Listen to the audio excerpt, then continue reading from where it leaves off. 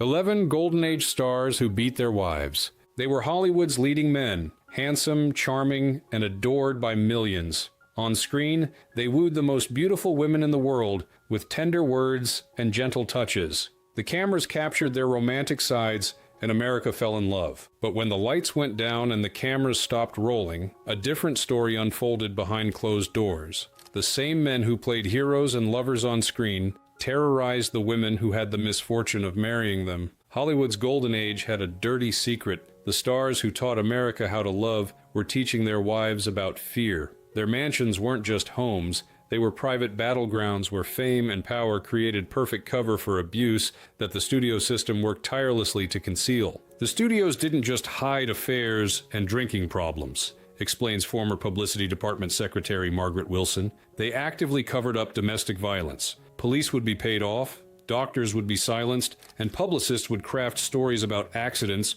when wives showed up with bruises or broken bones. Today, we're pulling back the curtain on 11 of Hollywood's most beloved male stars who lived double lives, charming the public while terrorizing their wives. These aren't just stories of bad marriages or occasional arguments, they're accounts of systematic abuse protected by a powerful industry that valued box office numbers over women's safety. The truth behind these Hollywood marriages reveals not just individual cruelty, but an entire system built to protect abusers while silencing victims. In an era before Me Too, before social media, and before domestic violence was widely understood, these women suffered in silence while the men who hurt them continued being celebrated as icons of American manhood. Get ready for the Hollywood history they never wanted you to know.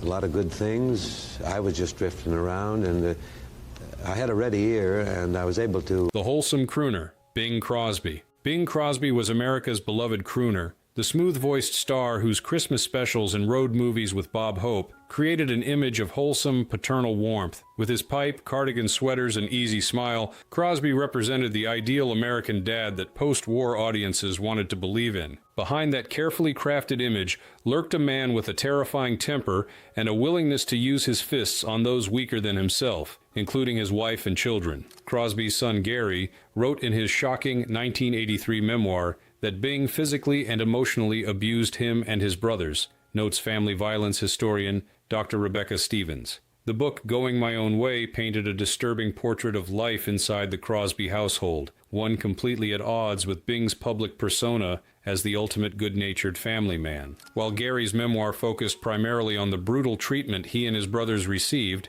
it also revealed disturbing insights into Crosby's relationship with his first wife, Dixie Lee. Gary described his mother Dixie as living in fear, Stevens continues. While he didn't document specific instances of physical abuse toward her, he portrayed a household where everyone walked on eggshells around Bing's unpredictable temper. Dixie was depicted as someone who couldn't protect her children from their father's violence because she herself was intimidated by him. According to Gary's account, Bing's disciplinary methods went far beyond normal correction into the territory of sadistic abuse. He didn't just spank his children, he beat them with instruments designed to cause maximum pain while minimizing visible marks. He beat us with belts, paddles, and his fists. And our mother couldn't stop him, Gary wrote. The boys were weighed weekly, and if they had gained weight, they received beatings with a special whipping strap Crosby called the switch. Gary claimed his father even fitted the handle with steel pellets to increase the pain. When Gary's book appeared, Hollywood insiders weren't entirely surprised. Stories had circulated for years about Crosby's controlling behavior and explosive temper, but the studio system had successfully maintained his public image as the gentle, wise patriarch. Paramount Pictures had too much invested in Crosby's wholesome persona to allow rumors of domestic violence to tarnish their valuable property. Dixie Lee, who died of ovarian cancer in 1952, never publicly spoke about her marriage. Like many women of her generation, she maintained silence about domestic problems, particularly given the enormous public adoration for her husband and the studio's interest in protecting his image. After Gary's book was published, a family division emerged. Two of Gary's brothers, Philip and Dennis, supported his account, confirming that their father had indeed been physically abusive throughout their childhood. The fourth brother, Lindsay, didn't directly confirm the abuse allegations, but struggled throughout his life with depression and alcohol abuse, eventually dying by suicide in 1989. Dennis would also later die by suicide. These tragic outcomes lend credibility to claims that the Crosby household was a deeply traumatic environment, one where Dixie Lee was either unable or unwilling to intervene to protect her children, suggesting her own position of vulnerability within the family dynamic. Crosby's second family, with actress Kathryn Grant and their 3 children, reported a much different home environment, suggesting that Crosby may have modified his behavior in his later years. However, this doesn't erase or excuse the terror he inflicted in his first household. The image: America's beloved father figure singing White Christmas. The reality: a man who terrorized his family while his wife watched helplessly. The contrast between Crosby's public persona and private behavior represents one of Hollywood's most successful image management campaigns, and one of its most disturbing deceptions. Oh, now look, girlie. Do me a favor. Don't be hard to handle, will you? Remember, it's going to be hard enough, even if they're easy. The tortured genius, Spencer Tracy. Spencer Tracy projected strength and moral authority on screen. His powerful performances as priests, judges, and principled everymen earned him 9 Academy Award nominations and 2 wins. Critics praised his natural acting style and the effortless integrity he brought to his characters. Off-screen, a very different Spencer Tracy emerged after the drinking started, a man whose alcohol-fueled rage terrified the women in his life. Tracy was a known alcoholic with an explosive temper, explains film historian Michael Barnes. His drinking problems were an open secret in Hollywood, but the full extent of his volatile behavior was carefully concealed by MGM's powerful publicity department, which worked overtime to maintain his image as one of America's most respected actors. Tracy remained married to his wife Louise for 43 years, though they separated early in his Hollywood career. While he never officially divorced her, primarily due to his strict Catholic beliefs, he maintained a 26-year relationship with actress Katharine Hepburn that became one of Hollywood's most celebrated, though technically adulterous, love stories. Hepburn described Tracy as physically intimidating and emotionally abusive when drinking, Barnes continues. She spoke privately to friends about walking on eggshells during his binges, afraid of triggering his unpredictable anger. While publicly maintaining the narrative of their great love affair, Hepburn's private accounts reveal a much more troubled relationship marked by Tracy's alcoholism and verbal cruelty. During his drinking episodes, Tracy would undergo a complete personality transformation. The thoughtful, intelligent man would disappear, replaced by someone capable of vicious verbal attacks and physically threatening behavior. While Hepburn never publicly claimed Tracy physically assaulted her, she described situations where she feared violence might erupt. Louise Tracy, who remained legally his wife until his death in 1967, experienced the worst of Tracy's behavior during their early years together. Friends reported that Tracy's alcoholism and violent outbursts were factors in their separation, though Louise maintained public silence about the specific reasons for their estrangement. He drank to disappear and turned violent when he came back. This pattern defined Tracy's relationships. When sober, he could be charming, intellectually engaging, and even tender. But alcohol unleashed a darker personality characterized by towering rages, cruel insults, and intimidating behavior that left both Louise and later Hepburn in positions of managing his volatility rather than being treated as equal partners. The studio system worked diligently to conceal Tracy's alcoholism and abusive behavior. MGM had substantial financial investment in his image as one of Hollywood's most prestigious actors, and stories of domestic discord would have contradicted the dignified moral authority he projected on screen. Police were instructed to handle any incidents involving Tracy with extreme discretion, and the press maintained a code of silence about his private problems.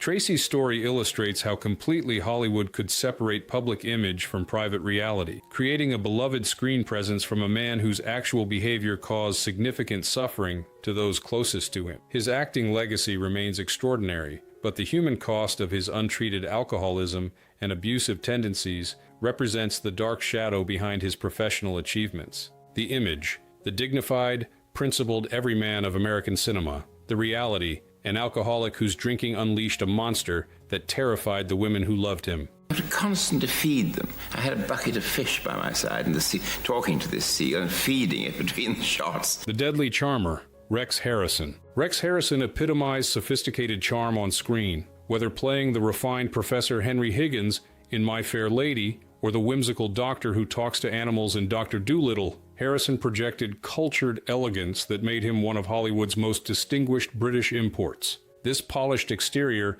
concealed a man whose cold cruelty and emotional brutality may have driven one wife to suicide and left others psychologically shattered. Harrison's first wife, actress Carol Landis, committed suicide after a heated argument with him, notes entertainment historian Thomas Henderson. While he was never legally implicated in her death, the circumstances surrounding their relationship and her final days raised disturbing questions about Harrison's treatment of women. Technically, Landis wasn't Harrison's wife, but his mistress. He was married to actress Lily Palmer at the time of his affair with Landis. This didn't stop him from allegedly treating Landis with the same dismissive cruelty that characterized his marriages. On July 4, 1948, after what witnesses described as a particularly vicious argument with Harrison, who had reportedly ended their relationship, Landis took an overdose of Seconal. Harrison discovered her body, but instead of immediately calling authorities, first called his studio's publicity department. He then left the scene before police arrived, creating the appearance of distancing himself from the situation. This callous response to Landis's suicide attempt, by the time authorities arrived she was beyond saving, reflected patterns described by Harrison's actual wives. Throughout his 6 marriages, a consistent picture emerged of a man who could be viciously cruel behind closed doors while maintaining impeccable public manners. Biographers claim Harrison was emotionally abusive and dismissive in his relationships, Henderson continues. Multiple wives described his cutting remarks, cold rejection, and ability to inflict maximum emotional damage through carefully chosen insults. He specialized in making women feel worthless while giving them just enough intermittent approval to maintain psychological control. Kay Kendall, Harrison's third wife, experienced perhaps the most disturbing manipulation. When she was diagnosed with leukemia, doctors told Harrison she had only a few years to live, but recommended not telling her to avoid causing distress that might shorten her life further. Harrison married Kendall, but maintained the deception about her condition until her death in 1959, later claiming he had done so out of compassion. However, friends reported that he used his knowledge of her terminal condition as a form of control in their relationship, sometimes making cryptic references that confused Kendall while reminding Harrison of his power over information crucial to her life. This psychological manipulation represented a particularly insidious form of emotional abuse, using her literal life expectancy as a secret he controlled. Charming in public, brutal in private. This stark contrast defined Harrison's relationships. His public persona as the quintessential English gentleman never slipped, while behind closed doors, he subjected his wives to cold disdain, verbal lacerations, and psychological warfare that left lasting damage. The studio system had no difficulty maintaining Harrison's sophisticated image because he never allowed his mask to slip in public. Unlike stars whose alcoholism or violence might create public incidents requiring studio intervention, Harrison's brand of abuse was primarily psychological and always private, making it both less visible and in some ways more devastating for its targets. The image, the refined English gentleman who spoke with perfect diction. The reality, a cold, cruel man whose cutting remarks could leave deeper scars than physical blows. National anthem, but you needn't rise.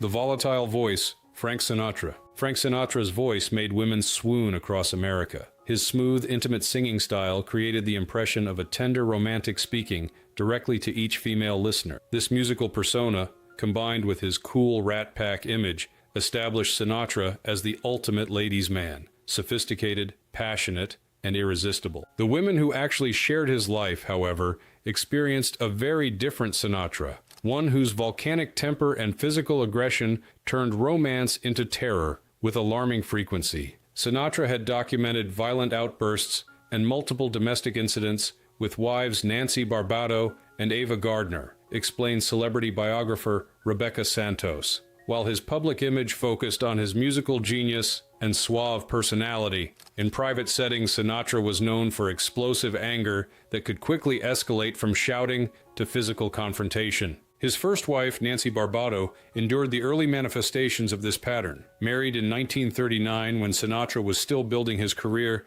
Nancy experienced his growing volatility as his fame increased. Friends reported witnessing Sinatra's verbal tirades against Nancy, though she herself never publicly discussed specific incidents of physical abuse during their marriage, which ended in 1951 after Sinatra's infidelities with multiple women, most notably Ava Gardner. It was during his tempestuous relationship with Gardner that Sinatra's violent tendencies became more widely known within Hollywood circles. Gardner, a major star in her own right, was less willing to remain silent about Sinatra's behavior than Nancy had been. Ava Gardner once said, "He hit me. It wasn't often, but it happened." Santos continues. This rare public acknowledgement of domestic violence by a star of Gardner's stature would have been career-ending for Sinatra, if not for the protective shield provided by his studio and the different social attitudes of the era regarding domestic conflicts. The violence wasn't entirely one-sided. Gardner was known to have a fiery temperament herself, and some altercations were reportedly mutual. However, the power imbalance inherent in physical confrontations between a man and woman, particularly given Sinatra's connections to organized crime figures who added an implicit level of threat to any conflict, created a fundamentally abusive dynamic regardless of who initiated specific arguments. Police were allegedly called during some incidents, notes Santos. But like many domestic disturbances involving powerful celebrities during this era, these calls rarely resulted in formal reports or charges. Officers would be encouraged to handle situations discreetly, often meaning they would simply separate the couple temporarily rather than creating any official record that might damage Sinatra's career. After his divorce from Gardner in 1957, Sinatra's pattern of volatility continued in his relationships with third wife Mia Farrow and fourth wife Barbara Marx, though with apparently decreasing physical elements as he aged. The emotional abuse, shouting, intimidation, and controlling behavior remained consistent features of his relationships, according to those close to the couples. He sang love songs, then came home and shouted her down. This contrast between Sinatra's public romantic persona and his private treatment of women represents one of Hollywood's most successful image management achievements. Even as he was crooning tender ballads that made him the voice of American romance, the women in his actual life were experiencing behavior that contradicted every romantic sentiment he expressed professionally. The studio system's protection of Sinatra extended beyond typical image management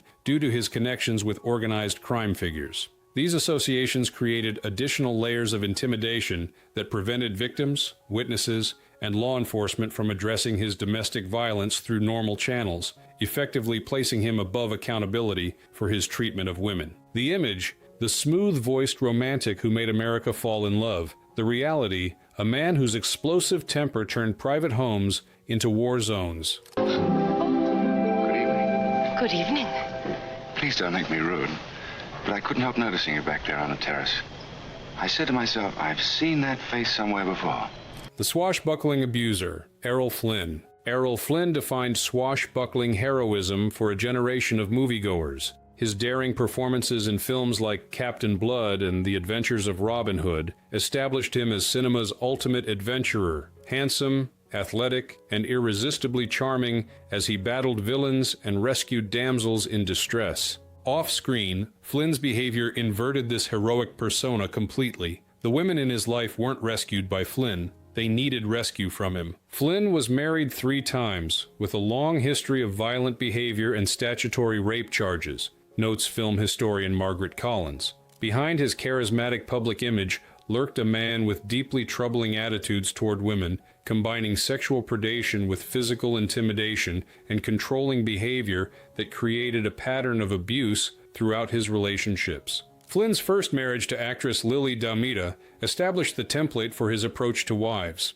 Colleagues reported witnessing Flynn's threatening behavior toward Damita, including public arguments that escalated to physical intimidation. The marriage lasted from 1935 to 1942, ending amid allegations of Flynn's multiple infidelities and increasingly erratic, alcohol-fueled behavior. His second marriage, to Nora Eddington, continued the pattern of controlling behavior and explosive anger, now complicated by Flynn's escalating substance abuse issues. Eddington later described living in fear of Flynn's unpredictable rages, which could be triggered by simple domestic disagreements or his frequent paranoid jealousy. Wives accused him of being explosive, controlling, and physically aggressive, Collins continues. While Flynn carefully maintained his heroic public image, in private settings his behavior toward women bore little resemblance to the chivalrous characters he portrayed on screen. Multiple accounts describe him using his imposing physical presence. He stood 6 feet 2 inches and was athletic despite his increasing health problems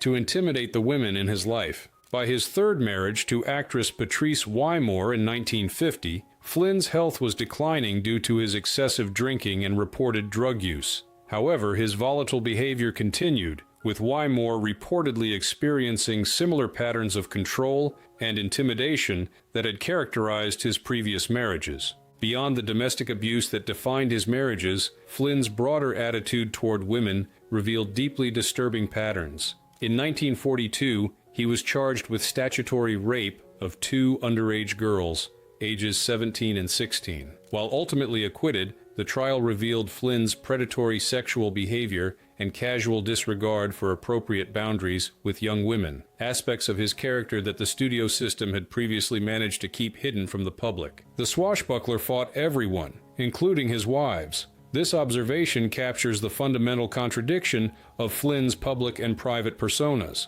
The man who represented heroic masculinity on screen embodied its toxic counterpart in his personal relationships, using his physical advantages to control and intimidate rather than protect. Warner Brothers invested heavily in maintaining Flynn's heroic image despite mounting evidence of his problematic behavior. As one of their most bankable stars throughout the 1930s and early 1940s, Flynn received extraordinary protection from the studio's publicity department and legal team, which worked to suppress negative stories and settle potential complaints before they could become public. Flynn's story represents a particularly stark example of the gap between Hollywood's manufactured heroes and the actual men behind these idealized images. While audiences cheered his on-screen daring-do and principled courage, the women who knew him intimately experienced a reality that contradicted every heroic quality his films celebrated. The Image, cinema's greatest swashbuckling hero, saving damsels in distress. The Reality, a predatory abuser whose wives and girlfriends needed saving from him. Darling, your generosity is charming. You are charming. But in diplomacy, an impersonal attitude is the best thing. The Verbal Assassin, George Sanders. George Sanders built his career playing sophisticated villains and sardonic wits. His cultured British accent and talent for delivering cutting remarks with elegant precision made him the perfect cad in films ranging from All About Eve to Rebecca. Audiences loved to hate his on-screen personas, appreciating the artful cruelty he brought to these roles. For his wives, particularly actress Zia Zia Gabor, there was nothing entertaining about Sanders' cruelty. The same verbal precision that made him effective on screen became a weapon of psychological destruction in his marriages. Sanders was known for verbal cruelty and emotional abuse, explains entertainment historian Robert Thompson. While his brand of domestic abuse rarely involved physical violence, multiple wives and partners describe systematic campaigns of belittlement, humiliation, and psychological torture that left lasting emotional scars. Zaza Gabor, who was married to Sanders from 1949 to 1954, provided the most detailed public accounts of his abusive behavior. In her autobiography and interviews, Gabor described living with a man who used his intelligence and verbal dexterity not to entertain, but to demolish her self-esteem through carefully calibrated insults. Gabor claimed he belittled and humiliated her constantly, Thompson continues. According to her accounts, Sanders would criticize everything from her appearance to her intelligence, often in front of friends or industry colleagues, for maximum humiliation. He seemed to derive satisfaction from identifying her insecurities and exploiting them through comments designed to appear witty to observers while delivering maximum psychological damage. This pattern of verbal evisceration continued in Sanders' subsequent marriages to Benita Hume, 1959 to 1967, ending with her death, and Magda Gabor, Zaza's sister, in a brief 1970 marriage that lasted only 32 days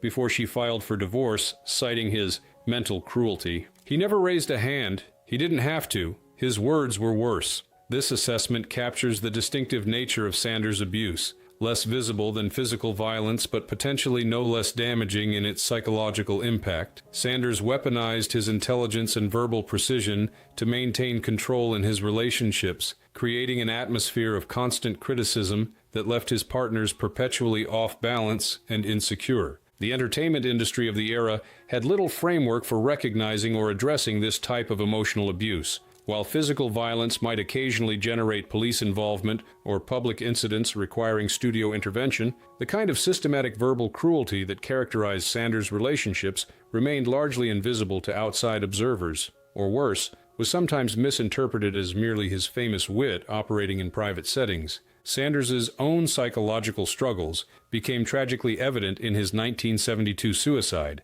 at age 65. His suicide note, with its famous line, "I am leaving because I am bored," reflected the same detached cynicism that had characterized his screen persona and personal relationships. This final communication suggested a man who had maintained emotional distance not just from others, but perhaps from himself, using verbal cruelty as a mechanism for keeping authentic connection at bay. The pattern of abuse Sanders established in his relationships reveals how psychological cruelty can function as effectively as physical violence in creating controlling, damaging dynamics. His story demonstrates the limitations of mid-20th century understandings of domestic abuse, which often failed to recognize emotional terrorism as a serious form of relationship violence deserving intervention and consequence. The image, the witty, sophisticated British gentleman with the perfect cutting remark. The reality, a man who used his verbal gifts to psychologically destroy the women who loved him. I'm sure I don't know.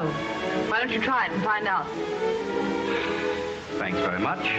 Not at all? The Aging Terror, John Barrymore. John Barrymore was Hollywood royalty, part of an acting dynasty that represented theatrical excellence and cultural refinement. Known as the Great Profile for his striking good looks in his prime, Barrymore brought classical acting tradition to early cinema, earning respect for his performances in films like Grand Hotel and Dinner at 8. As his career progressed, and alcoholism took an increasing toll on both his appearance and behavior, the distinguished actor transformed into something far darker, particularly for the women unfortunate enough to be married to him. Barrymore was an alcoholic and physically abusive toward multiple partners, notes film historian Michael Barnes. While his early career established him as one of America's great actors, his later years were defined by increasingly erratic behavior, explosive outbursts, and troubling treatment of the women in his life as his alcoholism progressed from problematic to completely debilitating. Barrymore was married 4 times,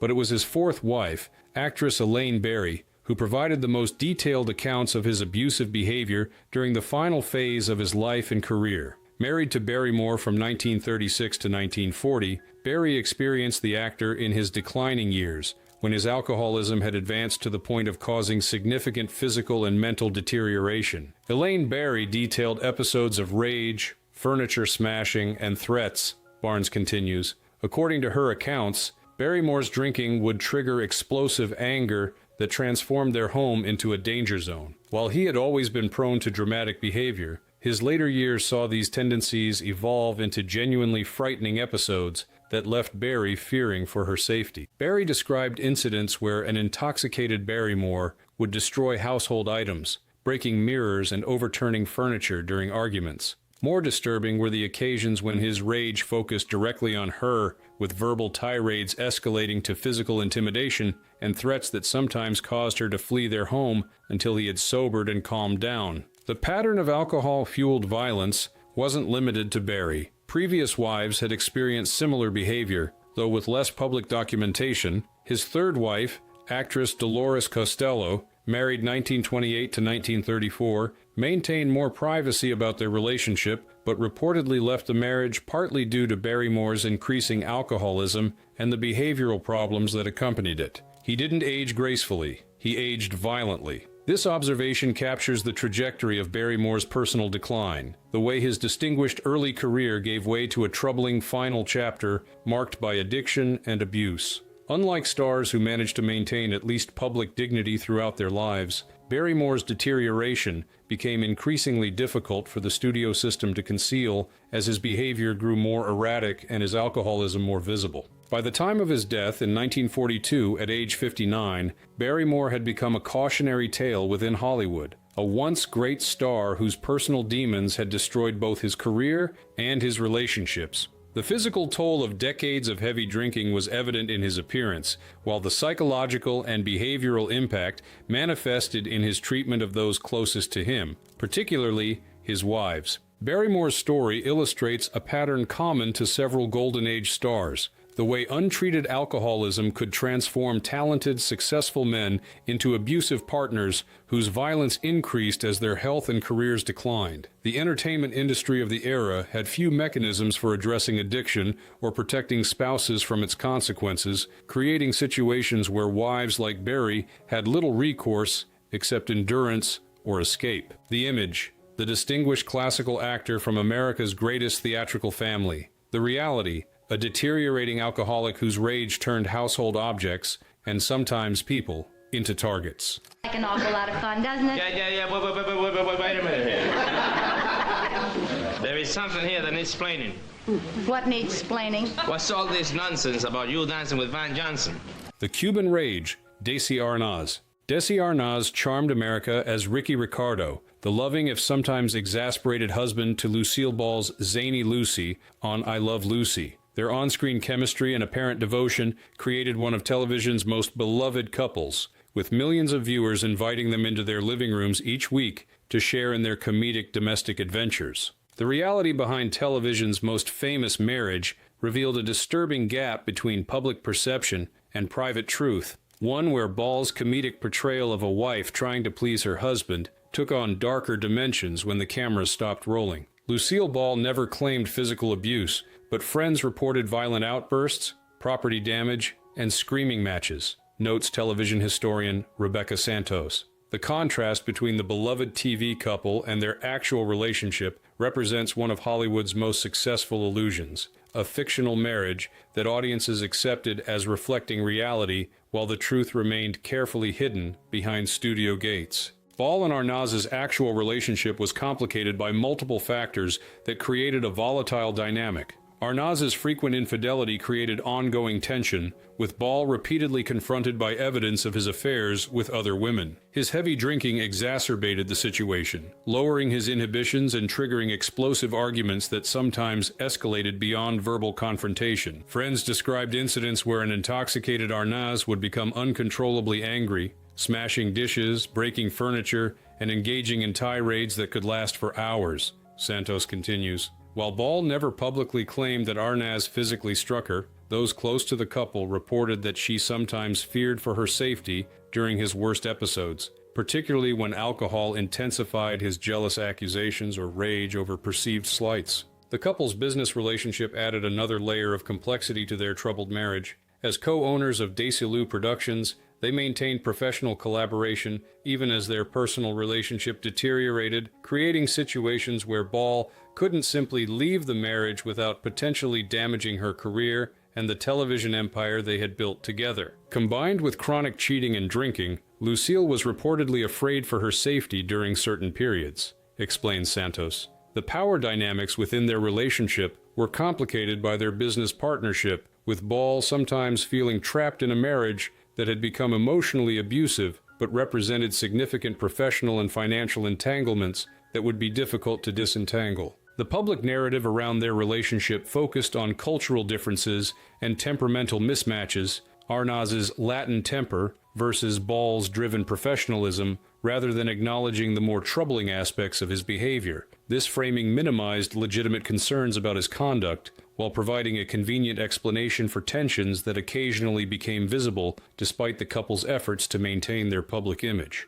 He broke hearts, and sometimes he broke furniture too. This observation captures the dual nature of Arnaz's mistreatment. The emotional abuse of serial infidelity combined with physically intimidating behavior that stopped short of direct assault, but nevertheless created an atmosphere of fear and insecurity. CBS and Desilu Productions had enormous financial incentive to maintain the illusion of the Arnaz-Ball marriage, regardless of its deteriorating reality. With I Love Lucy representing one of television's most valuable properties, the authenticity of its central relationship seemed crucial to its continued success. This commercial consideration created institutional pressure to conceal problems that might have damaged audience connection to the show's premise. When Ball finally divorced Arnaz in 1960 after 20 years of marriage, the public narrative emphasized career pressures and growing apart rather than the more troubling aspects of their relationship. Both partners maintained this more palatable version of events in subsequent years, protecting both their continued business relationship and the legacy of the beloved series that had made them household names. The image, television's most beloved husband, the charming, accented foil to Lucy's antics. The reality, a jealous alcoholic philanderer whose rage turned their real home into a frightening place far removed from the comforting fictional apartment that audiences adored. I'm praying for rain in California. The dark tough guy, Robert Mitchum. Robert Mitchum epitomized cool detachment on screen. His half-lidded gaze and laconic style created an impression of unflappable confidence that made him one of Hollywood's most distinctive leading men. In films like Night of the Hunter and Cape Fear, he demonstrated remarkable range while maintaining the effortless tough guy persona that became his trademark. Away from the cameras, Mitchum's cultivated nonchalance masked a volatile temperament that could erupt into violence, particularly when fueled by the alcohol that played an increasingly central role in his life as his career progressed. Mitchum was arrested multiple times for fighting and alcohol-related incidents, notes celebrity biographer James Morrison. While his brushes with the law contributed to his rebellious public image, they also hinted at behavioral patterns that extended into his private relationships, including his marriage to Dorothy Mitchum, which lasted from 1940 until his death in 1997, despite significant turbulence.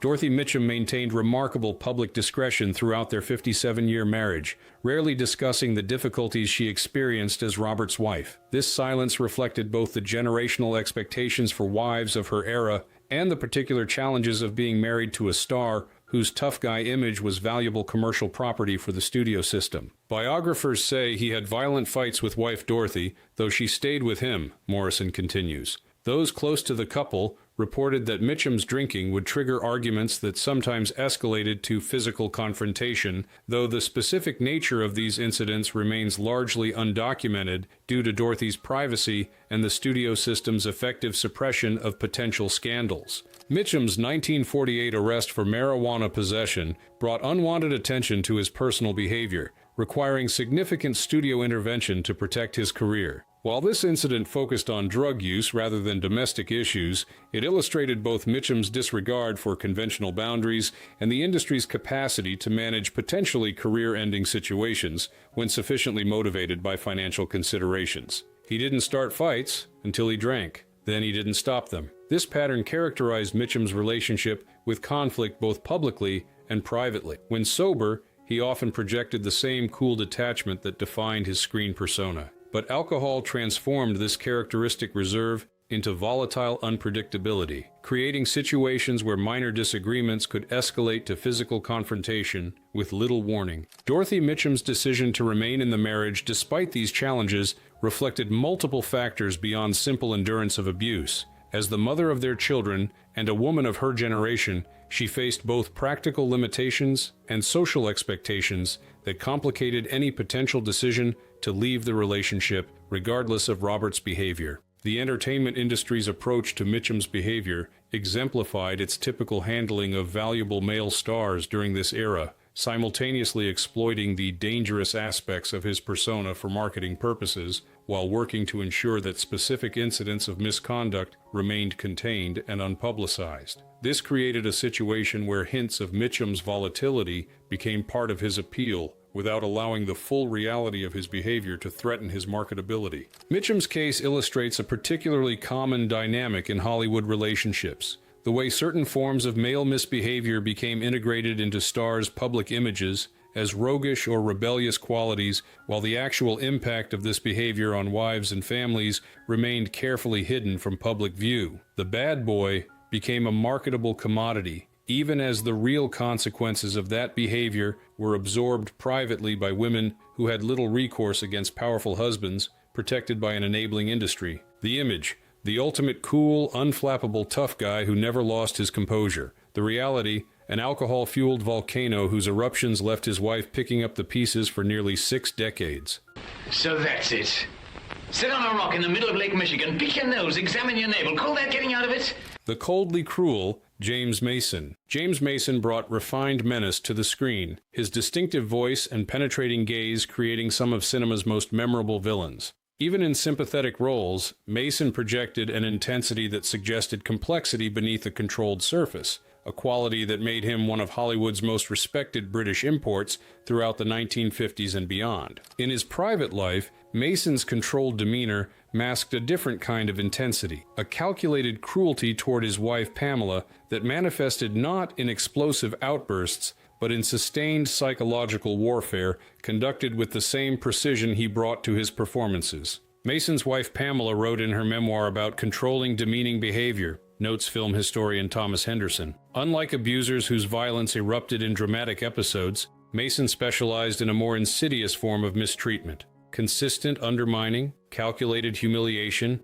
and systematic control that created a psychologically destructive environment within their marriage. Pamela Mason's accounts described a husband who rarely shouted or engaged in physical intimidation, instead deploying subtle tactics of dismissal, denigration, and domination that were in some ways more difficult to identify as abuse, yet potentially no less damaging in their cumulative impact. Friends described their marriage as warfare, Henderson continues. Those close to the couple observed a relationship defined by constant tension and power struggles rather than partnership. James maintained rigid control over household decisions, finances, and social connections, while consistently diminishing Pamela's contributions, opinions, and needs through a combination of dismissive remarks and cold withdrawal. The Masons' marriage lasted from 1941 to 1964. Producing 2 children before ending in one of Hollywood's then most expensive divorces. Throughout those 23 years,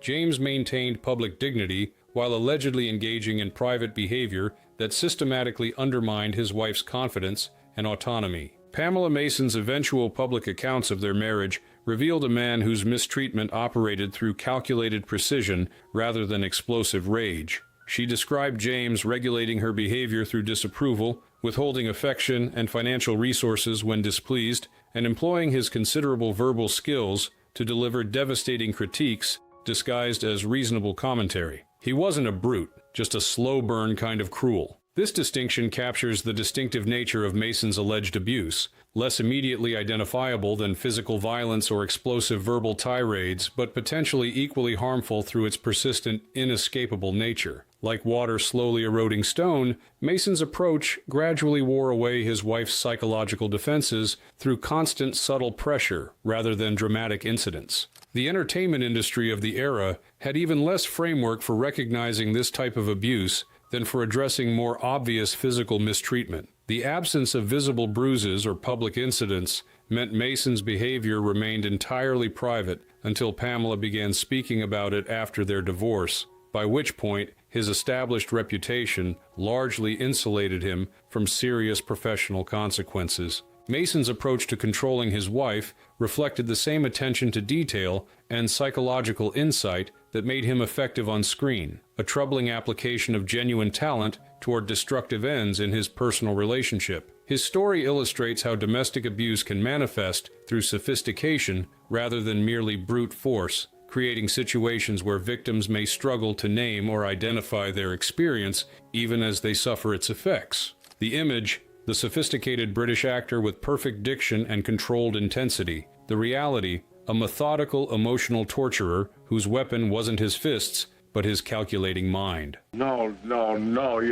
You're going to go to your mother's. I'm not going to have any sniffling around.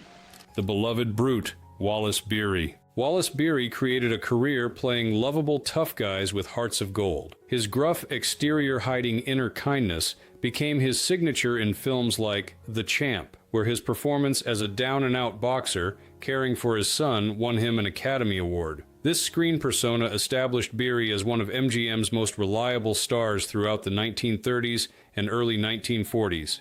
Behind this carefully crafted image of rough-edged decency lurked a man whose actual behavior toward women, particularly his first wife, Gloria Swanson, reportedly contained nothing of the redeeming kindness his characters typically revealed by each film's conclusion. Beery allegedly beat his first wife, actress Gloria Swanson, notes film historian Margaret Collins. While their marriage predated his greatest Hollywood success, Swanson's later accounts of their brief union revealed behavior that contradicted everything about the lovable characters that would eventually make Beery a beloved figure to movie audiences. Swanson's marriage to Beery lasted less than 2 years, 1916 to 1918, but contained incidents that she would later describe as profoundly traumatic. In her 1980 autobiography, Swanson on Swanson, she recounted experiences that went beyond typical marital discord into clear physical abuse. Swanson said in her autobiography